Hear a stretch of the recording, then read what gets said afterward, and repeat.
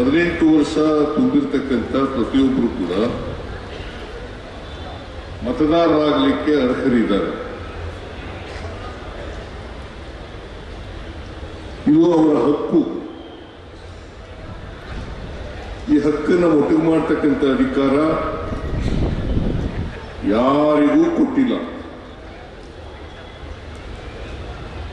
ಚುನಾವಣಾ ಆಯೋಗ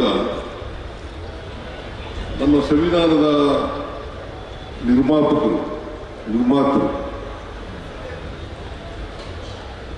ಅವರಿಗೆ ಸಂವಿಧಾನದ ಹಕ್ಕನ್ನ ಕಾನ್ಸ್ಟಿಟ್ಯೂಷನಲ್ ಪವರ್ ಅವರಿಗೆ ಕೊಟ್ಟಿದ್ದಾರೆ. ಅವರು ಸಂವಿಧಾನದ ರೀತಿಯ ನಡ್ಕೋಬೇಕಾಗಿರ್ತಕ್ಕಂಥದ್ದು ಅವರ ಜವಾಬ್ದಾರಿ. ಇವತ್ತು ಚುನಾವಣೆಗಳನ್ನು ನಡೆಸ್ತಕ್ಕಂಥದ್ದು ಮುಕ್ತವಾಗಿ, ಪಾರದರ್ಶಕವಾಗಿ ನಡೆಸ್ತಕ್ಕಂಥದ್ದು ಚುನಾವಣಾ ಆಯೋಗದ ಅಧಿಕಾರ. ಈ ಅಧಿಕಾರದಲ್ಲಿ ಯಾವುದೇ ವ್ಯತ್ಯಾಸ ಆಗ್ತಿಲ್ಲ. ಯಾರನ್ನು ಮತದಾರರ ಪಟ್ಟಿಯಿಂದ ಬಿಡ್ಕೂಡುದು.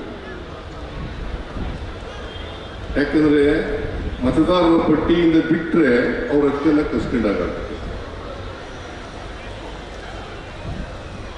ಮತದಾರರ ಪಟ್ಟಿಯಿಂದ ಎಲ್ಲರಿಗೂ ಸೇರಿಸಬೇಕಾಗಿರ್ತಕ್ಕಂಥದ್ದು ಚುನಾವಣಾ ಆಯೋಗದ ಜವಾಬ್ದಾರಿ. ಆದರೆ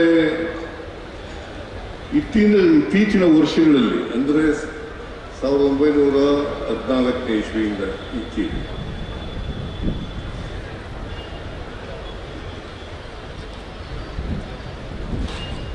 ಮತದಾರರ ದ್ರೋಹ ನಡೀತಾ ಇರ್ತಕ್ಕಂಥದ್ದನ್ನು ನಾವು ಅನೇಕ ಕಡೆಗಳಲ್ಲಿ ನೋಡಿದ್ದೇವೆ, ಕಣ್ಣಾರೆ ಕಂಡಿದ್ದೇವೆ. ಅರ್ಹತೆ ಇರ್ತಕ್ಕಂಥ ಮತದಾರ ಅವನ ಹಕ್ಕು, ಅವನು ಮತದಾರರ ಪಟ್ಟಿಯಿಂದ ಹೊರಗಡೆ ತಪ್ಪಿಸ್ಕೊಳ್ಬಾರ್ದು, ಇರಬಾರ್ದು. ಬಿಜೆಪಿಯವರು ಏನ್ ಮಾಡ್ತಾ ಇದ್ದಾರೆ, ನಮಗೆ ಕಾಂಗ್ರೆಸ್ಗೆ ಯಾರ್ಯಾರು ಓಟ್ ಹಾಕ್ತಾರೆ, ಬಡವರು, ರೈತರು, ಕಾರ್ಮಿಕರು, ಮಹಿಳೆಯರು, ಹಿಂದೂಗಳು,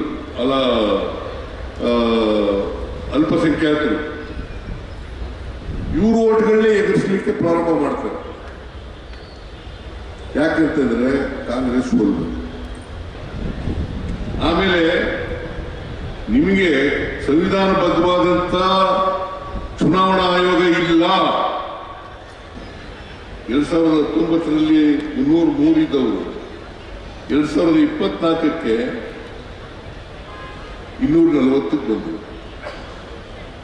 ಸೊ ಅವರು ಯಾವತ್ತೂ ಕೂಡ ಬಹುಮತ ಪಡ್ಕೊಂಡು ಅಧಿಕಾರಕ್ಕೆ ಬಿಟ್ಟಿಲ್ಲ. ಕರ್ನಾಟಕದಲ್ಲೂ ಕೂಡ ಯಾವತ್ತೂ ಬಹುಮತ ಪಡ್ಕೊಂತಂದಿಲ್ಲ. 2008 ಇರ್ಬೋದು, 2018 ಇರ್ಬೋದು, 19 ಇರ್ಬೋದು, ಯಾವತ್ತೂ ಅವ್ರು ಕಾಂಗ್ರೆಸ್ ಅಧಿಕಾರಕ್ಕೆ ಬಂದೇ ಇಲ್ಲ. ಬಹುಮತ ಜನರ ಆಶೀರ್ವಾದ ಬಹುಮತ ಪಡ್ಕೊಂಡು ಅಧಿಕಾರಕ್ಕೆ ಬಂದಿಲ್ಲ. ಅವರು ಹಿಂಭಾಗಲಿಂದೇ ಬಂದಿರೋರು. ಯಾಕೆ ಅಂತಂದ್ರೆ ಅವರಿಗೆ ಪ್ರಜಾಪ್ರಭುತ್ವದಲ್ಲಿ ನಂಬಿಕೆ ಇಲ್ಲ, ಸಂವಿಧಾನದಲ್ಲಿ ನಂಬಿಕೆ ಇಲ್ಲ. ಬಾಬಾ ಸಾಹೇಬ್ ಅಂಬೇಡ್ಕರ್ ಅವರು ನಮಗೆ ಕೊಟ್ಟಿರ್ತಕ್ಕಂಥ ಸಂವಿಧಾನ ಇದೆಯಲ್ಲ, ಈ ಸಂವಿಧಾನದಲ್ಲಿ ನಂಬಿಕೆ ಇಲ್ಲ.